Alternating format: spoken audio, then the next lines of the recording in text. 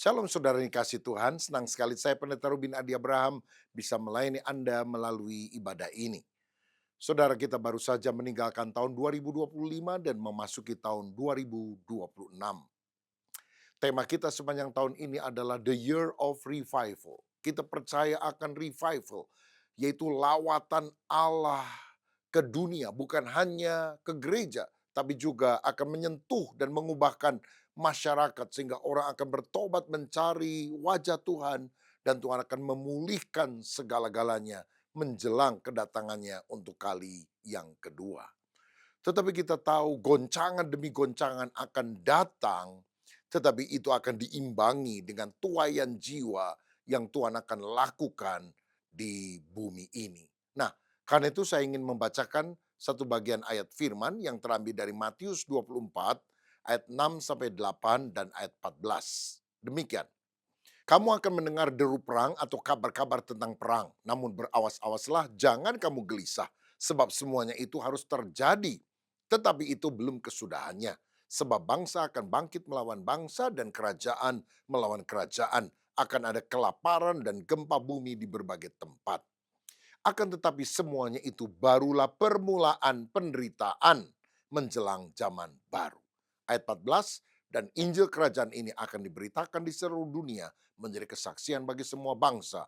Sesudah itu barulah tiba kesudahannya. Ada 4 kebenaran rohani yang saya mau bagikan kepada saudara pada hari ini. Yang pertama, kita harus membaca tanda zaman dengan hikmat.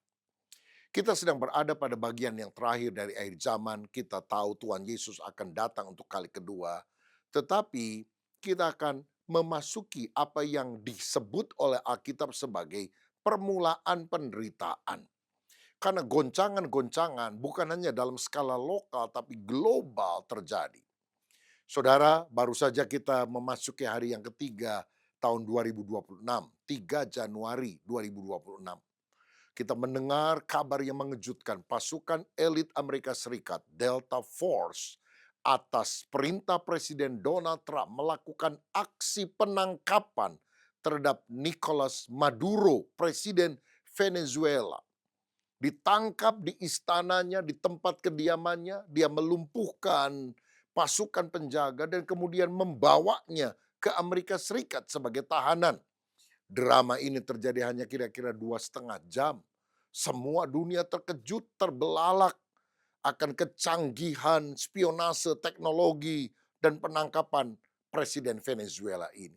Dan ini mengejutkan. Kok bisa ya presiden dari satu negara bisa menangkap presiden negara yang lain dan membawanya ke negaranya, dalam hal ini Amerika. Donald Trump berkata bahwa Maduro ini adalah gembong narkotika internasional yang terus memasukkan barang-barang haram ke Amerika Serikat dan merugikan Amerika. Maka kemudian dia melakukan tindakan untuk menangkap orang ini yang ternyata menjadi presiden. Saudara, tetapi ada niatan lain tentu di balik semuanya. Amerika tampaknya ingin menguasai cadangan minyak terbesar di dunia yang harganya itu sangat fantastis. Lagi pula saudara harus tahu bahwa Venezuela adalah mitra ekonomi bertahun-tahun bagi China dan juga mitra militer bagi Rusia. Dan Amerika tidak mau Venezuela yang ada di Amerika Latin, Amerika Selatan, ya tetangganya Amerika ini, menjadi proksi atau negara kepanjangan tangan dari Rusia atau China yang akan digunakan sebagai alat untuk menyerang Amerika Serikat. Venezuela itu boleh dibilang seperti Iran yang juga merupakan proksi Rusia. Dan Iran sendiri sedang mengalami kegoncangan sehabis perang dengan Israel, lalu kekeringan terjadi, air habis susah didapat di sana, dan kemudian revolusi terjadi di dalam negara tersebut, ingin mengganti pemerintahan yang ada. Dan diperkirakan sudah lebih dari 2.000 orang mati karena konflik di mana pemerintah dengan kejam membunuhi rakyat mereka sendiri. Donald Trump dari Amerika berkata, teruskan perjuangan melawan pemerintahan negara Anda. Dan Amerika akan membantu para rakyat supaya bisa menggulingkan pemerintahan yang sekarang masih berlangsung di Iran. Wah, dunia tambah kacau. Venezuela, Iran, bahkan kemudian beberapa hari setelah peristiwa invasi pasukan Amerika ke Venezuela, Donald Trump berkata bahwa dia akan mengambil alih Greenland yang sekarang ini berada di bawah Denmark. Dan tentu ini menjadi titik panas perebutan sumber daya Arktik karena mau diambil oleh Amerika Serikat. Saudara, Donald Trump berkata dengan terus terang kali ini, Amerika harus mengambil Greenland agar tidak dikuasai oleh China dan Rusia. Tentu saja China dan Rusia menjadi marah akan sikap Amerika Serikat ini. Apakah kita akan masuk dalam perang dunia ketiga? Karena rasanya semua unsur sudah ada. Di akhir zaman akan ada dua perang besar menurut Alkitab. Yang pertama, Gog dan Magog. Negara-negara utara Israel berkolaborasi dengan selatan Israel akan menyerang Israel. Jadi ada Israel, negara utara adalah Rusia dan sekutunya termasuk Turki dan lain-lain. Juga negara Timur Tengah dan negara-negara Afrika akan menyerang Israel. Setelah itu ada perang Harmagedon antara Barat berperang melawan Timur. Unsur Barat sudah ada, Amerika, Eropa, unsur Timur ada, yaitu China, termasuk juga nanti sekutunya mungkin Korea, Jepang, dan sebagainya. Apakah ini akan menyulut perang dunia ketiga? Yang juga dikenal dengan nama Alkitab, Gog, Magog, dan Harmagedon. Kita belum tahu. Tetapi sikap kita jangan terkejut karena Alkitab sudah menubuatkan bahwa semuanya itu harus terjadi. Saudara, makanya kita perlu membaca tanda zaman. Bukan menjadi spekulan kiamat, melainkan agar kita waspada dan berjaga-jaga. Karena situasi sedang mengarah pada penggenapan tanda-tanda zaman di mana Kristus sudah akan segera datang dan Alkitab sudah mencatat dari sejak zaman dahulu kala. Nah, di Indonesia sendiri kita menghadapi tekanan ganda, ekonomi dan ekologi. Bencana alam kian sering terjadi dan berdampak langsung pada ketahanan pangan dan juga inflasi di Indonesia. Beberapa waktu yang lalu bencana terjadi di Tapanuli Tengah dan lainnya. Sibolga dan sekitarnya hancur karena hujan disertai banjir bandang yang luar biasa. Termasuk di Aceh, Tamiang, dan lain-lain. Bencana ini mengakibatkan ribuan orang mati dan hilang. Dan korban biaya, wah sudah puluhan triliun, begitu besar. Dan kenapa hal ini bisa terjadi? Di Sumatera khususnya. Karena sejak puluhan tahun hutan-hutan Sumatera sudah dibabat, diganti dengan kelapa sawit yang tampaknya punya nilai ekonomis lebih besar karena bisa diambil minyaknya lalu dijual, bukan cuma di dalam tapi juga ke luar negeri. Maka bukan hanya Sumatera, Kalimantan juga sudah begitu banyak pohon-pohon dari hutan belantara itu ditebang dijadikan sebagai perkebunan sawit. Bahkan sekarang ini ada wacana Papua, hutan yang sangat rindang rimbun itu akan dibabat juga dijadikan sebagai tempat di mana kelapa sawit akan ditanam. Dengan dalih kelapa sawit juga kan ada hijau-hijaunya, ada daunnya. Tapi jelas beda antara hutan lindung dengan perkebunan kelapa sawit. Kalau hutan itu kan macam-macam pohon, tanaman, binatang. Tapi kalau sudah cuma kelapa sawit kan cuma satu jenis pepohonan saja. Dan saudara bisa bayangkan banyak binatang-binatang akan punah. Orang utan di Kalimantan itu makin lama makin punah. Harimau di Sumatera, gajah di Sumatera banyak yang punah atau hampir punah, sisa sedikit saja. Oh, kalau itu terjadi juga di Papua, kita nggak akan lagi lihat burung cendrawasih dan hal-hal yang lain. Saudara, kita perlu berdoa sungguh-sungguh untuk masalah global dan juga masalah di Indonesia. Bahkan beberapa waktu yang lalu, Menteri Keuangan Indonesia mengumumkan defisit anggaran tahun ini 689 triliun rupiah lebih kurang. Besar sekali. Berarti saudara, kita dibayang-bayangi oleh krisis keuangan, krisis ekonomi. Dan kalau rakyat kemudian lapar dan daerah-daerah mulai demonstrasi, apakah ini tidak akan membahayakan kestabilan pemerintah dan negara Indonesia?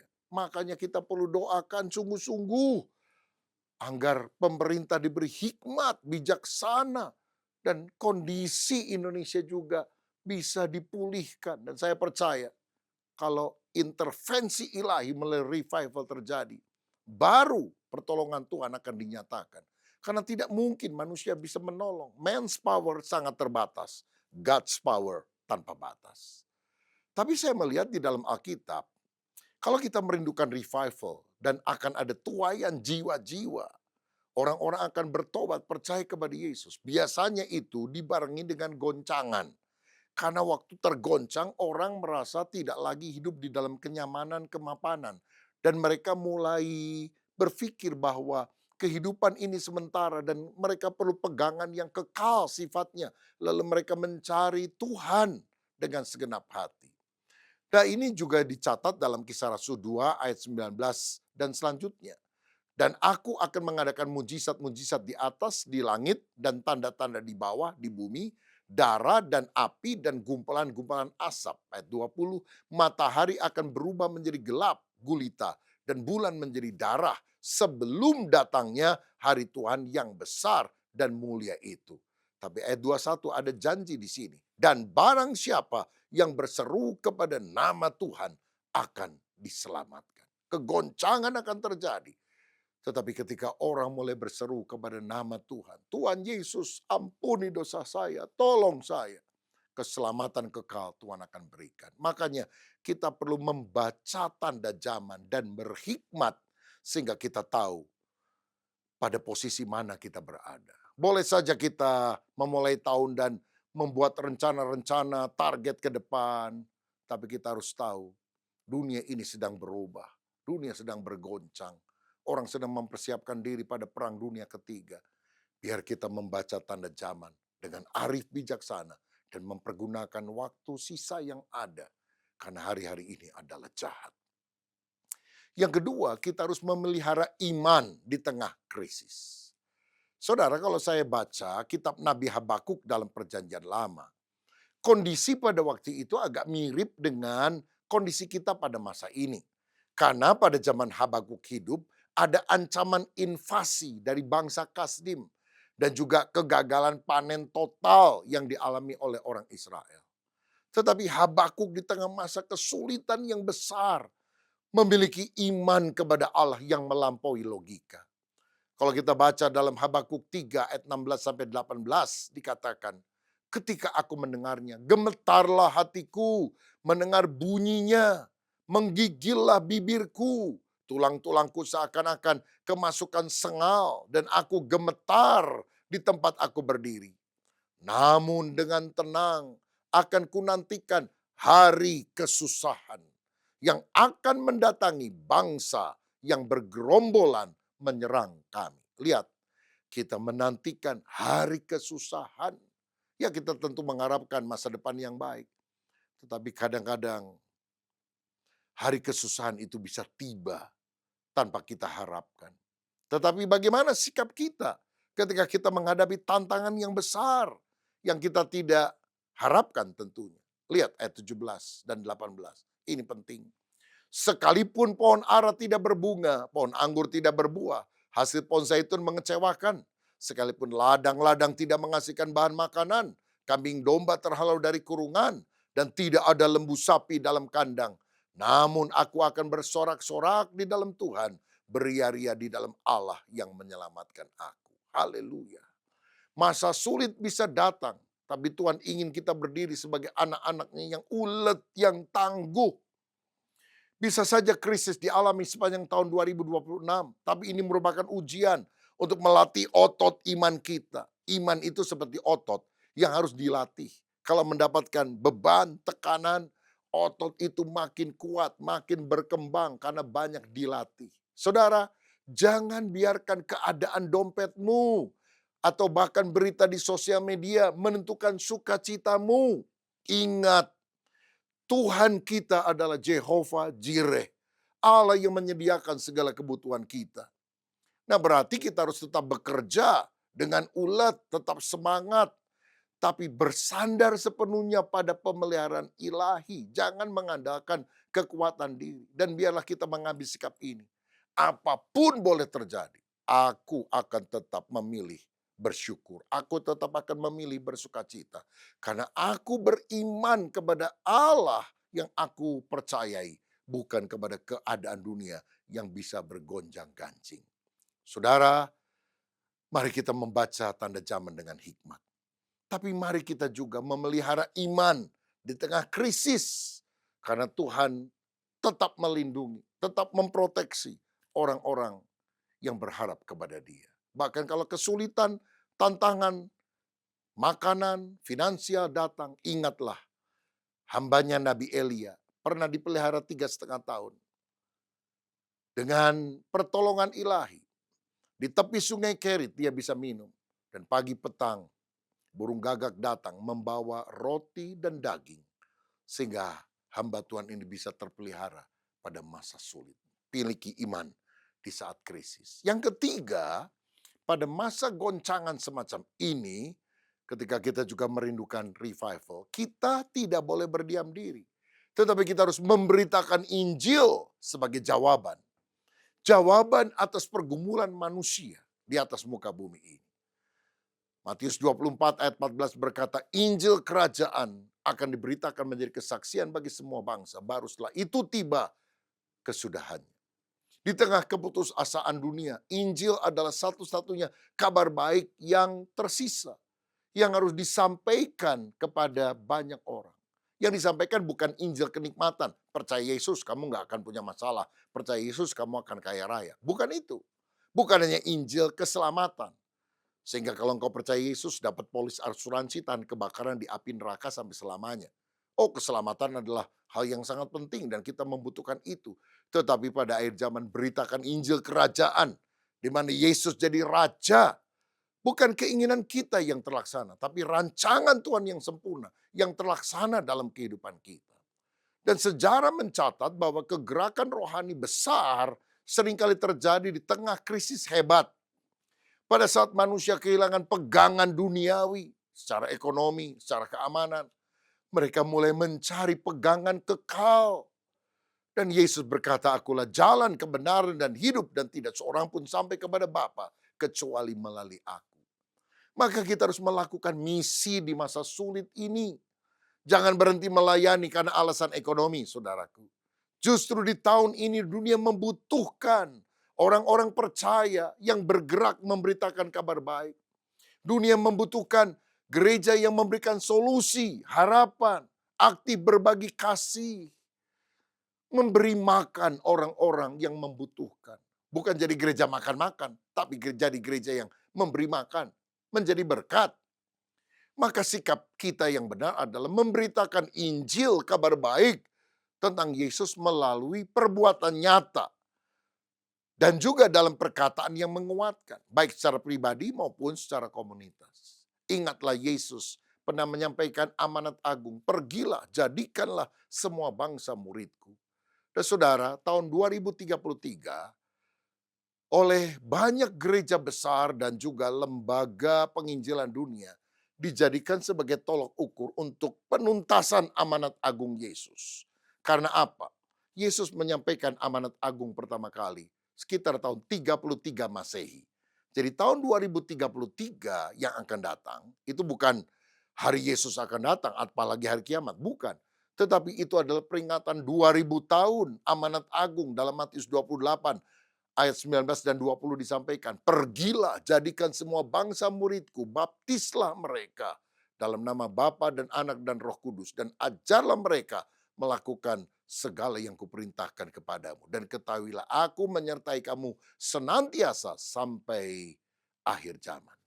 Saudara, jadi amanat agung harus diberitakan, Injil harus disebarkan, supaya manusia bisa diselamatkan. Tahukah saudara, negara yang sekarang ini mengalami pertumbuhan prosentase kekristenan paling pesat, itu negara apa? Iran. Banyak orang terkejut. Bukankah Iran dianggap sebagai negara agama tertentu? Tapi ternyata, saudara, Iran itu banyak orang-orang yang percaya kepada Yesus karena tekanan, paksaan, intimidasi tidak bisa mengubah hidup manusia. Mereka membutuhkan kasih sejati. Dan walaupun di tengah penindasan, orang percaya kepada Yesus. Banyak penglihatan Yesus mendatangi mereka dan mereka percaya kepada Yesus, Isa Al-Masih, bertobat, beriman kepada Kristus. Saya berdoa itu juga terjadi bukan hanya di Iran, tapi di Indonesia. Kiranya Indonesia dilawat oleh Allah. Ada revival di tengah goncangan yang terjadi. Dan yang terakhir, yang keempat, pada masa seperti ini, kita harus membangun mesbah dalam keluarga dan pelayanan. Kekuatan kita menghadapi semua goncangan dunia bukan terletak pada strategi manusia, melainkan pada kedekatan kita dengan Tuhan. Dalam Mazmur 91 ayat 14, Tuhan berkata, sungguh hatinya melekat kepadaku, maka aku akan meluputkannya, aku akan membentenginya, sebab ia mengenal namaku. Haleluya. Tuhan berjanji, bila ia berseru kepadaku, ayat 15, aku akan menjawab. Aku akan menyertai dia dalam kesesakan. Aku akan meluputkannya dan memuliakannya. Bukankah kita harus menjalin mesbah, relasi, keintiman dengan Tuhan. Dan Tuhan berjanji memproteksi, melindungi. Ini janji Allah dalam Mazmur 91. Tinggal tenang di dalam pemeliharaan Tuhan. Alkitab berkata jangan takut kepada penyakit menular. Jangan takut kepada panah yang berterbangan. 1.000 jatuh di sebelah kiri, 10.000 jatuh di sebelah kanan. Itu tidak akan menimpamu. Malapetaka, tulah, tidak akan menimpa. Itu akan menjauh dari kemah kita. Karena malaikat Tuhan akan perintahkan untuk menjaga orang percaya. Karena Tuhan adalah tempat perlindungan dan kubu pertahanan kita. Maka sesuai janji Tuhan itu, sikap kita adalah membangun hubungan yang intim dengan Tuhan. Dan itu adalah kemenangan yang sejati. Saudara-saudara, apa relevansinya dalam kehidupan kita? Secara pribadi, ayo jadikan doa sebagai nafas kehidupan. Bukan sekedar pelarian saat kita ada masalah, tapi sungguh-sungguh kita menjalin hubungan yang intim dengan Tuhan. Berdoa, berkomunikasi, berbicara kepada Dia. Waktu berdoa kita berbicara kepada Tuhan. Waktu membaca Alkitab Tuhan berbicara kepada kita. Ayo kita baca firman. Ayo kita taati firman. Perkatakan firman juga. Orang yang diam dalam tempat perlindungan Tuhan akan mengalami proteksi dari Dia. Dalam keluarga kita juga perlu membangun mesbah doa keluarga.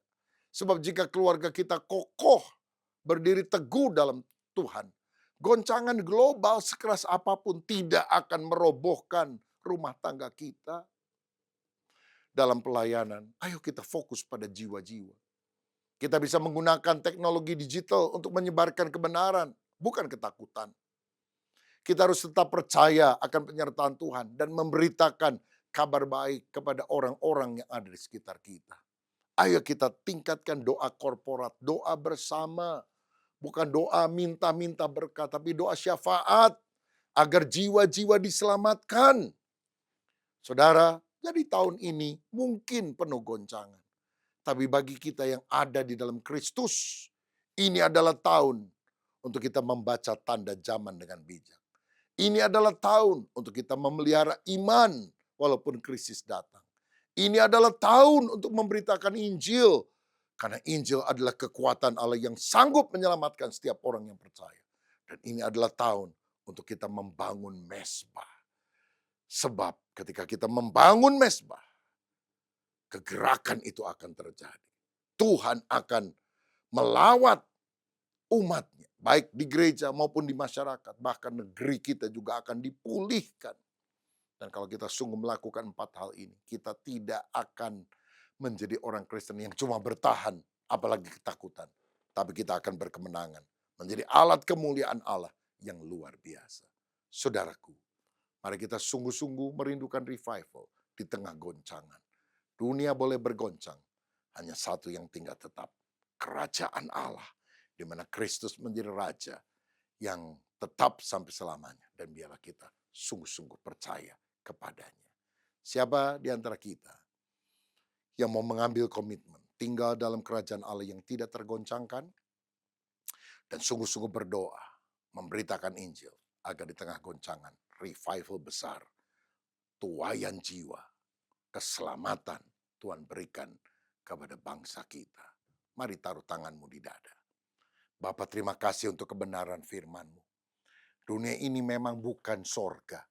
Ada banyak tantangan, kesulitan, bahkan air mata. Tetapi goncangan itu menyadarkan kami tidak boleh terlalu betah di bumi ini.